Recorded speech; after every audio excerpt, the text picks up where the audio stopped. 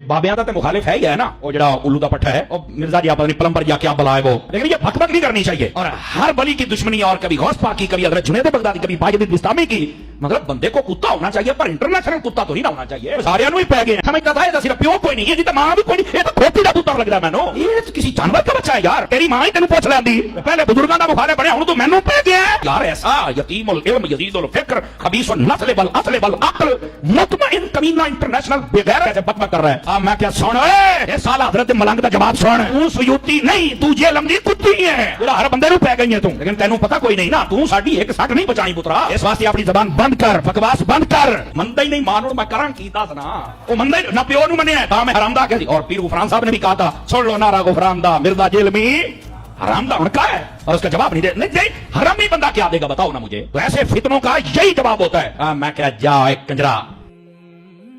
मैंने शुरू में ये बात की थी कि अगर आप लोग चाहते हैं कि आपके फिरके 30-40 साल और निकाल दें तो खामोशी मेरे बारे में इख्तियार कर लें। जितना बोलेंगे उतनी जल्दी आपके फिरके खत्म होंगे, क्योंकि मैंने तो चुप नहीं रहना, मैं तो हर बात का जवाब दूंगा और मैं और एक्सपोज करूंगा। अब तो खैर बातें रिपीट ही करनी पड़ती हैं, ऑलमोस्ट कोई इतराज बचा ही नहीं दुनिया का जो मेरे पे ना लगाया हो, तो मैं जवाब दे चुका हूं। अब तो मुझे जवाब भी देने की जरूरत नहीं पड़ती, पुराने क्लिप्स ही जोड़ के हमारे स्टूडेंट्स खुद ही जवाब दे देते हैं। तो ये क्लिप काटने से मुझे कोई नुकसान नहीं होगा। बार बार मुझे कादियानी कहना, इसमें से क्या निकला है? इन्होंने नुकसान उठाया। कादियानी कहते रहे मैंने चिश्ती रसूलुल्लाह अशरी रसूलुल्लाह पढ़ के इन्होंने चूल्हा ला के रख दी थी।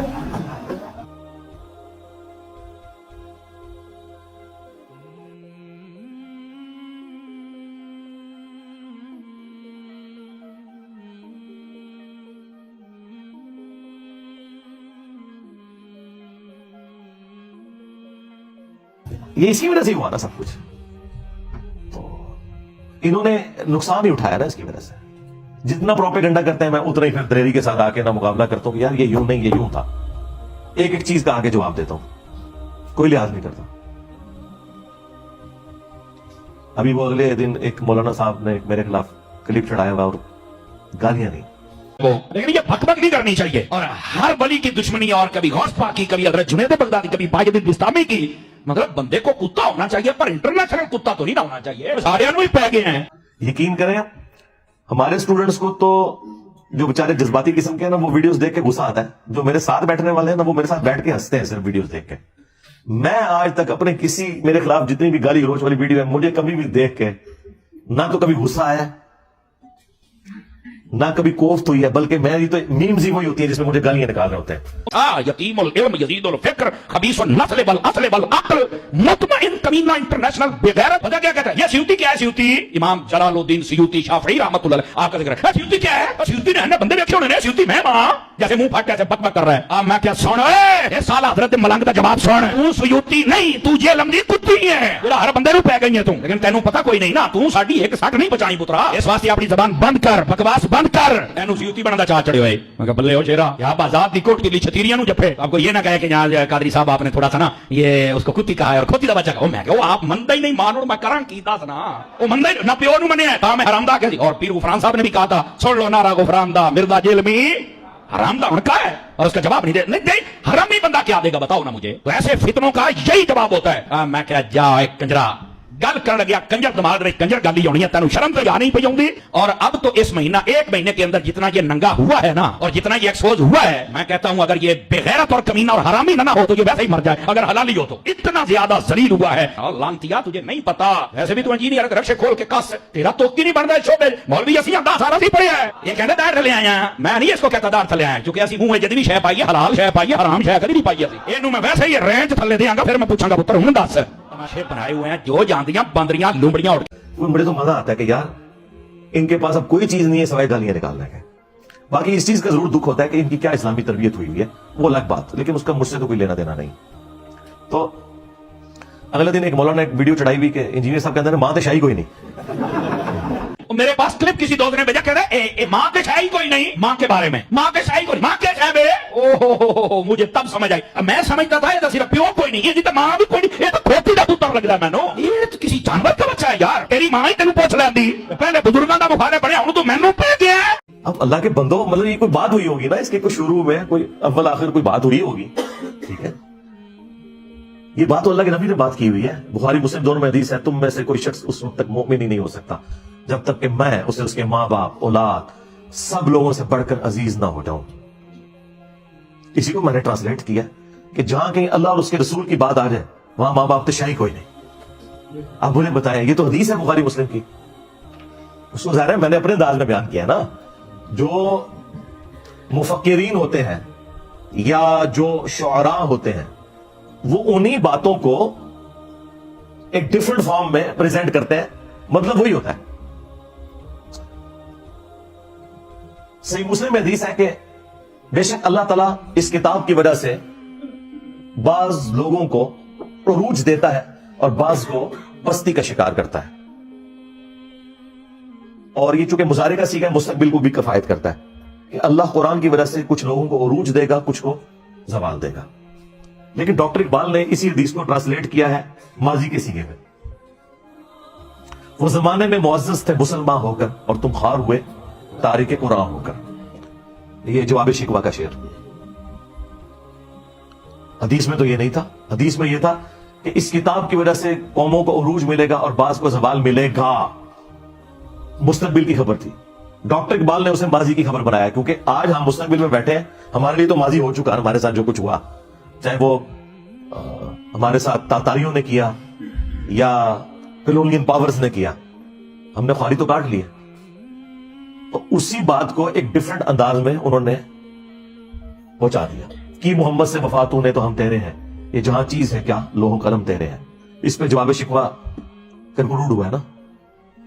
دیکھیں مولویوں کی کوئی تقریر ڈاکٹر اقبال کے شعروں کے بغیر مکمل نہیں ہوتی، اور کہتے ہیں علامہ اقبال نے فرمایا۔ علامہ اقبال کو کیڑی ڈگری سی؟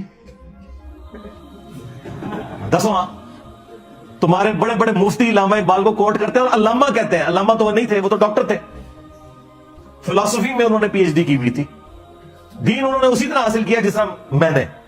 بہرحال میں نے تو الحمدللہ جس لیول کے اوپر آپ کے سامنے بیان کیا ہے تو ڈاکٹر اقبال نے بھی ویسے بیان نہیں کیا کہ آپ کو آیات یا حدیث کے حوالے بتائے ہوں،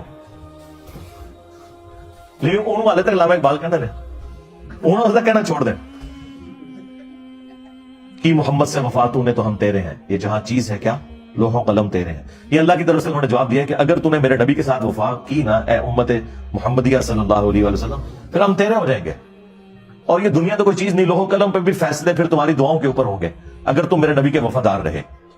اب یہ قرآن و حدیث میں ان الفاظ کے ساتھ تو کہیں بات موجود نہیں، لیکن پورے قرآن و سنت کی تھیم یہی ہے کہ کی محمد سے وفات ہونے تو ہم تیرے ہیں، یہ جہاں چیز ہے کیا لوح و قلم تیرے ہیں۔ لہذا وہ حدیث کہ تم مومن ہی نہیں ہو سکتے جب تک کہ میں تمہیں تمہارے ماں باپ اولاد سب لوگوں سے بڑھ کر عزیز نہ ہو جاؤں، یہ حدیث پڑھ کے اس کی جب تھیم بیان کرے انسان، ان لوگوں کو سمجھائے کہ جن کی مائیں کہتی ہیں کہ اگر تو نے داڑھی نہ کٹائی تو میں دودھ نہیں بخشوں گی، اور زبردستی وہ بچوں کی داڑیاں مڑوا کے اپنے لیے بھی جہنم کا سبب کرتی ہیں اور اپنی اولاد کو بھی جہنم میں دھکیلتی ہیں، اور اپنی بچیوں کا حجاب اتروا دیتی ہیں کہ اچھے رشتے نہیں ملیں گے، اور بعد میں بھی جو ملتے ہیں رشتے وہ بھی جو گند کھاتے ہیں بعد میں وہ بھی پتہ چل جاتا ہے۔ تو ایسے ماں باپ کو پھر ہم نہ سنائیں کہ ہم نے اللہ اور اس کے رسول کی بات ماننی ہے تو سیدھے شاہی کوئی نہیں۔